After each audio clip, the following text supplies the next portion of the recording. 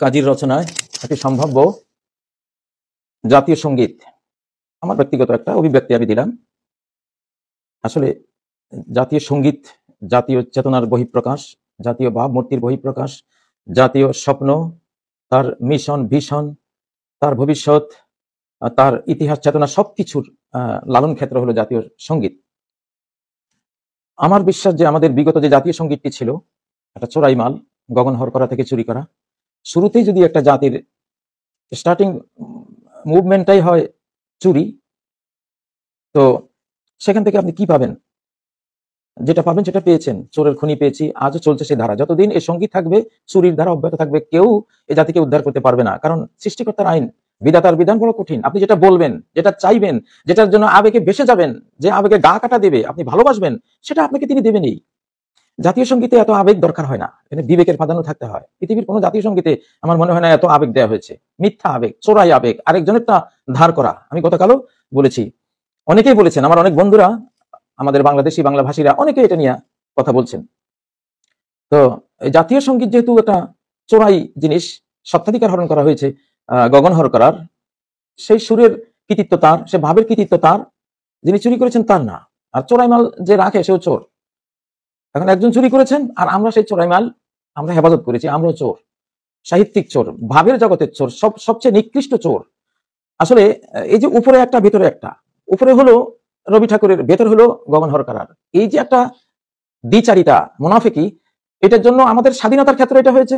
উপরে আমরা স্বাধীন, ভেতরে পরাধীন। ঠিক জাতীয় সঙ্গীত যেমন উপরে একজনের, ভেতরে আরেকজনের, আমাদের স্বাধীনতাও উপরে আমাদের, ভেতরে চলে গেছে আরেকজনের হাতে, চলে গিয়েছিল, আল্লাহ উদ্ধার করিয়েছেন।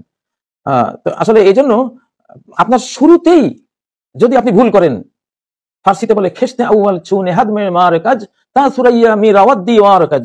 যদি প্রথম ইটটাই যদি কোনো রাজমিস্ত্রি যদি বাঁকা বসায়, এই বিল্ডিং সপ্তর্ষি মন্ডলী পর্যন্ত গেলেও এটা বাঁকাই উঠবে, বিল্ডিংটা সোজা হবে না। আমাদের এই দশাটা হয়েছে। আমি তো বিশ্বাস করি জাতীয় সঙ্গীতের কারণে আমরা ধ্বংস হয়েছি, ধ্বংস হচ্ছি। এটা না বদলালে ধ্বংস চলতে থাকবে, কেউ বাঁচাতে পারবে না এই জাতিকে। এটা আপনি বলছেন, সেটা আপনি চাচ্ছেন, সেটা আবেগ দিচ্ছেন, সেটা কিছু গান আছে এগুলি গাইলে গায়ক মরে যায়। যেমন আমাদের আব্দুল আলিম সাহেবের ব্যাপারে আছে না, দুয়ারে আইসাছে পালকি নাইউরি গাও তোলো রে তোলো, ওটা গেয়ে মরে গেছেন।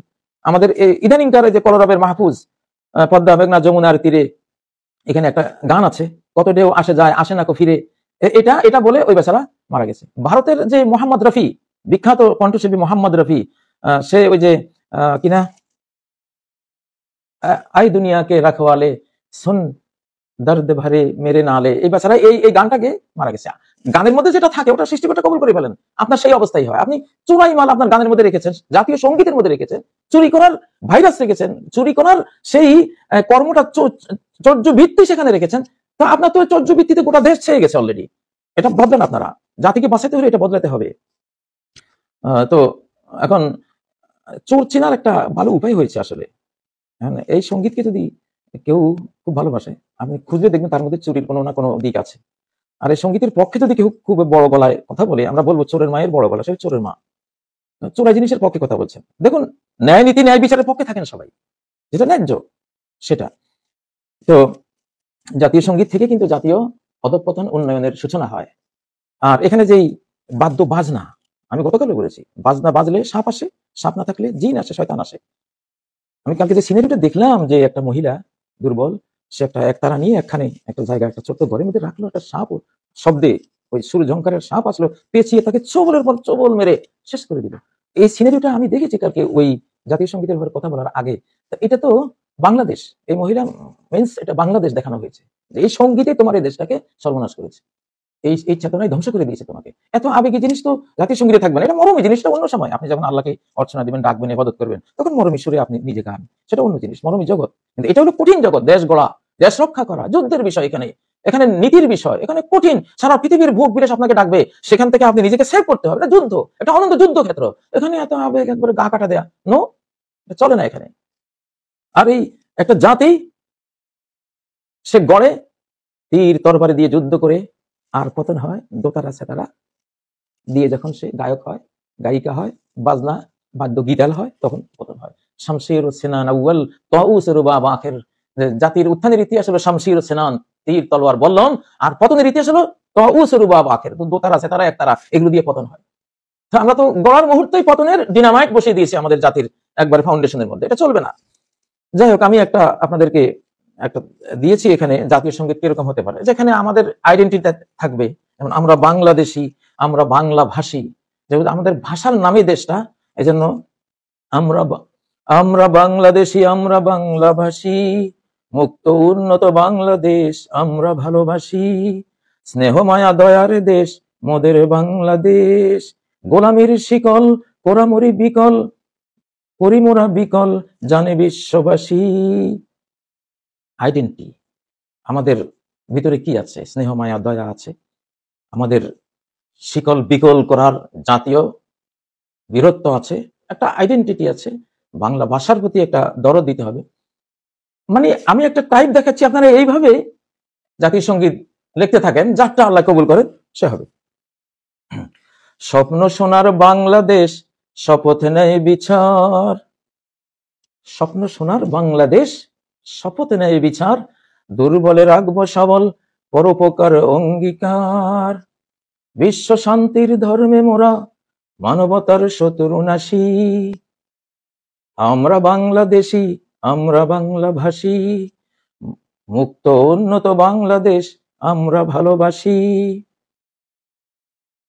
সাগর কন্যা বাংলা মাগো বিশ্ব বৈচিত্র্যময়ী, তোমার তরে দামাল ছেলে মেয়েরা যোদ্ধা রক্তক্ষয়ী, অন্যায় বন্যায় বৈরী যাতনায় তোমার পরশে হাসি, যত অন্যায় হোক, যত বন্যা হোক, যত বৈরী যাতনা হোক, হে মা, বাংলা মা, নিজ দেশকে মা বলা যায়, হাদিসে আছে হিয়া উম্মুকুম, এই পৃথিবীটা তোমাদের মা, তাই না? এটা মানে আমাদেরকে পালে। যেমন যারা জাহান্নামে যাবে, উম্মুহু হাবিয়া, তার মা হলে জাহান্নাম, জাহান্নামে থাকবে, সে জাহান্নামের সাথে ম্যাচিং করা চরিত্রের মানুষ, জাহান্নাম তার মা। তো সেভাবে পৃথিবী এটা এক ধরনের মা। এখানে অনেকে আবার মা বললে না বুঝলে বলবেন যে হুজুর এটাকে মা বললো কেমন, না, এটা হাদিসে আছে। সাগর কন্যা বাংলা মাগো বিশ্ব বৈচিত্র্যময়ী, সারা বিশ্বের একটা বৈচিত্র্যময় দেশ মনে হয় বাংলাদেশের মতো আর খুঁজে পাওয়া যাবে না। তোমার তরে দামাল ছেলে মেয়েরা যোদ্ধা রক্তক্ষয়ী, আমাদের ইতিহাস, হাল আমলের ইতিহাস পুরোটাই রক্তক্ষয়ী যোদ্ধা, অন্যায় বন্যায় বৈরী যাতনায় তোমার পরশে হাসি, আমরা বাংলাদেশি, আমরা বাংলা ভাষী, মুক্ত উন্নত বাংলাদেশ আমরা ভালোবাসি, স্নেহ মায়া দয়ার দেশ মোদের বাংলাদেশ, গোলামের শিকল করে মোরা বিকল জানে বিশ্ববাসী, ৩-০ বাংলাদেশ বলবে বিধাতা বেশ বেশ, সাজাবো খাঁটি স্বাধীন দেশ, রাখবো না কো হিংসা দেশ, মোরাই শ্রমিক মোরাই চাষী, আমরা বাংলাদেশি, আমরা বাংলা ভাষী, মুক্ত উন্নত বাংলাদেশ আমরা ভালোবাসি। মানে একটা জাস্ট একটা নমুনা দিলাম আপনাদেরকে। এখানে যে বললাম ৩-০ বাংলাদেশ বলবে বিধাতা বাংলাদেশ, বিধাতা বাংলাদেশকে বেশ বেশ বলবে কিভাবে বুঝলাম? এভাবে বুঝলাম যে ইস্তেখারা করেছি, ইসমে আজম পড়েছি, শাহানশাহকে সাথে নিয়ে তো লিখেছি। এটা তার অপছন্দ হলে তিনি আমার কলমে আনতেন না, সেই জন্য বলেছি এটা। তিনি নাও বলতে পারেন, জাস্ট একটা আশা এটা। অনেকে বলতে পারেন যে বিধাতা যে বলবে আপনি কেমনে জানলেন? না, এটা হলো গোলামের একটা আশা। তো যাই হোক, লেখা আছে এখানে, নমুনাটা দিলাম। জাতীয় সঙ্গীত এটাই আপনার জাতিকে হয় উঠাবে, না হয় অতল তলে তলাবে। আল্লাহ তৌফিক দেন জাতীয় সঙ্গীতের বিষয়ে সঠিক সিদ্ধান্ত